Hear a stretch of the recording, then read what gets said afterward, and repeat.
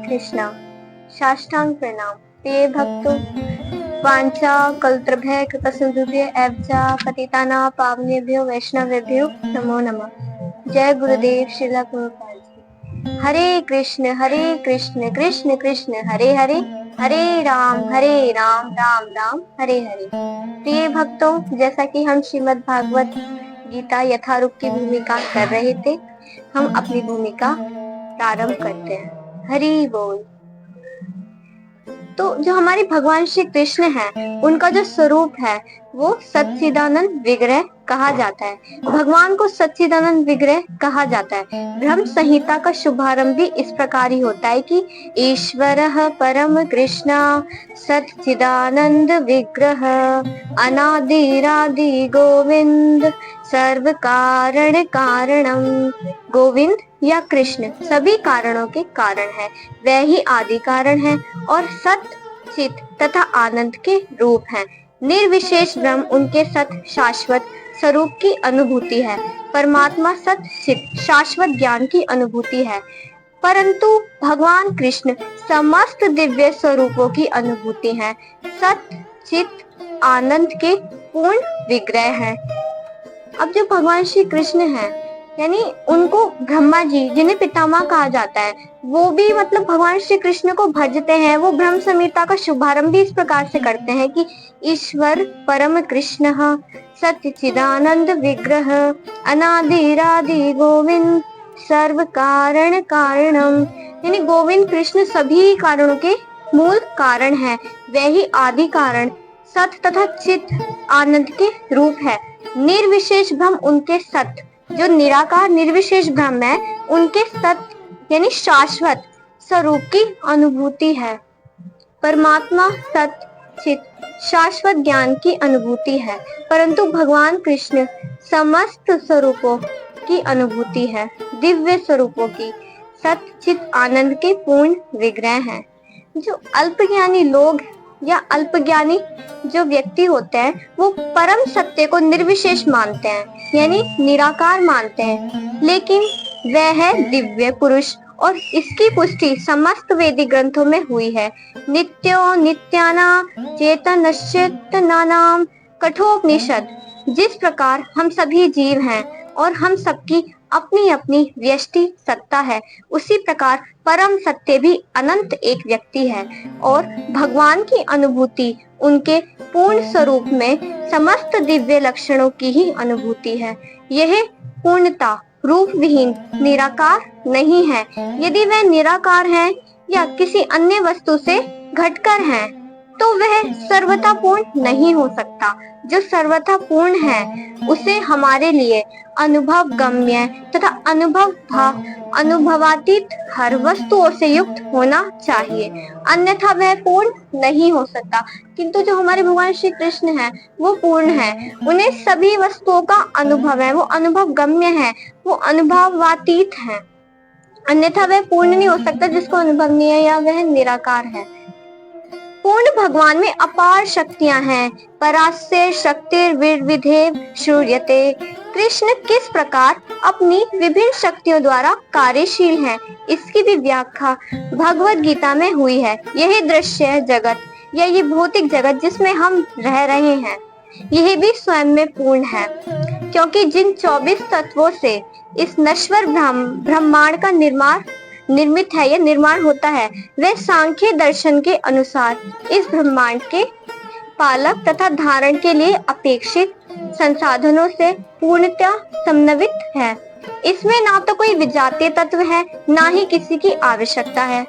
इस सृष्टि का अपना निजी नियत काल है, जिसका निर्धारण परमेश्वर की शक्ति द्वारा हुआ है, और जब यह काल पूर्ण हो जाता है, तो उस पूर्ण व्यवस्था से इस क्षणभंगुर सृष्टि का विनाश हो जाता है। जो हमारी सृष्टि है, ये कुछ काल तक रहती है, जिसका निर्धारण परमेश्वर की ही एक शक्ति द्वारा होता है, और जब इसका काल चक्र समय पूरा हो जाता है, तो इसका भगवान की पूर्ण व्यवस्था में इस क्षणभंगुर यानी कुछ समय तक ठहरने वाली जो ये प्रकृति है, इसका विनाश हो जाता है। ये सृष्टि है। शूद्र जीवों के लिए ये सुविधा प्राप्त है, यानी हम शूद्र या जो छोटे जीव हैं हमारे लिए ये सुविधा प्राप्त है कि पूर्ण की अनुभूति करें, हम पूर्ण को जाने, उनकी अनुभूति करें, भगवान की, श्री कृष्ण की। हम अपने शास्त्रों द्वारा उनकी अनुभूति कर सकते हैं। सभी प्रकार की अपूर्णताओं का अनुभव पूर्ण विषय ज्ञान की अपूर्णता के कारण है, यानी हमारी जितनी भी इनकम्प्लीट जो भी हमारा एक्सपीरियंस है वो हमें पूर्ण विषय ज्ञान ना होने के कारण है। अगर हमें पूर्ण विषय ज्ञान हो जाए तो हम हमारा जो एक्सपीरियंस जो है वो भी पूर्ण हो जाएगा। अभी हम अपूर्णता में हैं। इस प्रकार भगवत गीता में वैदिक विद्या का पूर्ण ज्ञान पाया जाता है। हमारी श्रीमद् भगवत गीता है जो वैदिक ग्रंथ का सार है, जो एक उपनिषद है। हमारी भगवत गीता में समस्त वैदिक विद्या का पूर्ण ज्ञान पाया जाता है, यानी ये कंप्लीट है। यही एक ऐसा ज्ञान है जो पूरा मतलब पूर्ण विषय जिसे कहा जाता है।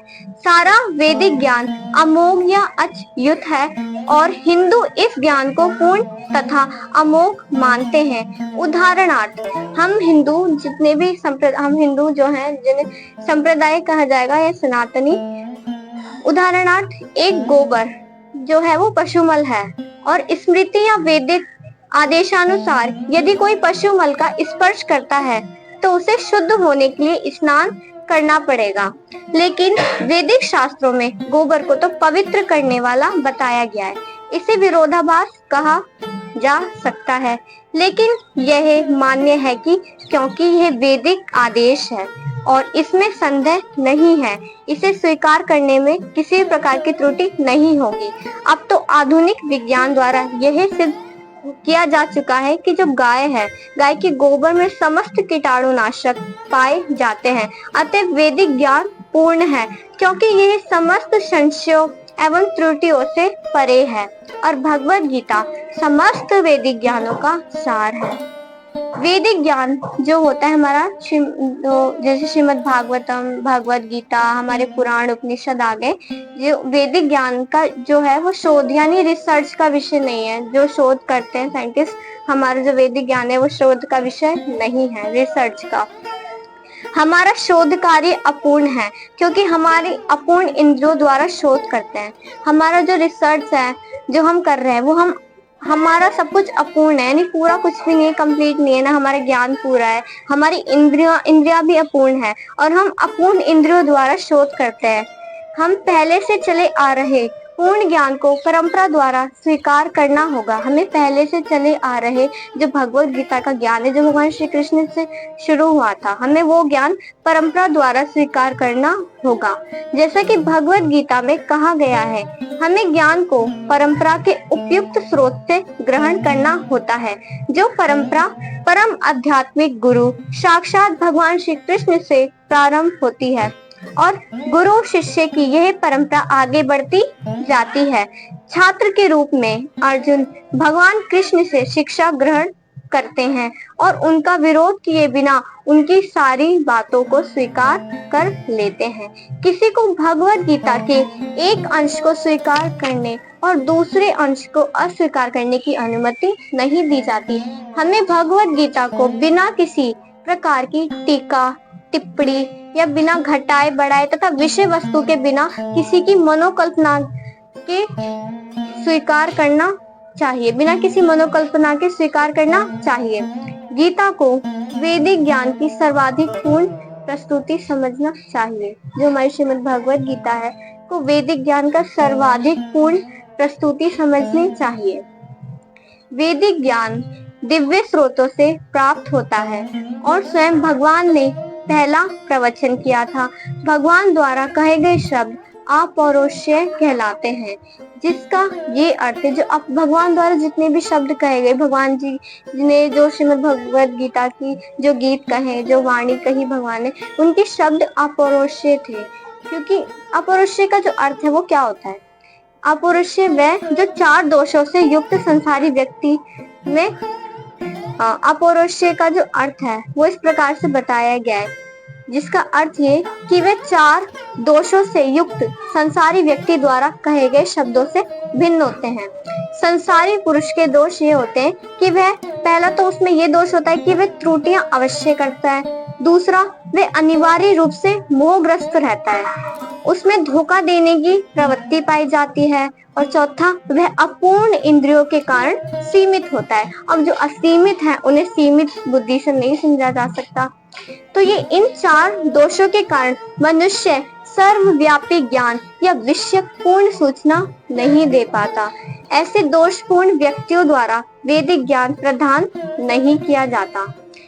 इसे पहले प्रथम जो ये भगवत गीता का ज्ञान है, भगवान ने इसे पहल प्रथम सृष्ट जीव, यानी जो पहले सृष्ट के जीव थे वो ब्रह्मा जी थे, ब्रह्मा जी के हृदय में प्रदान किया गया।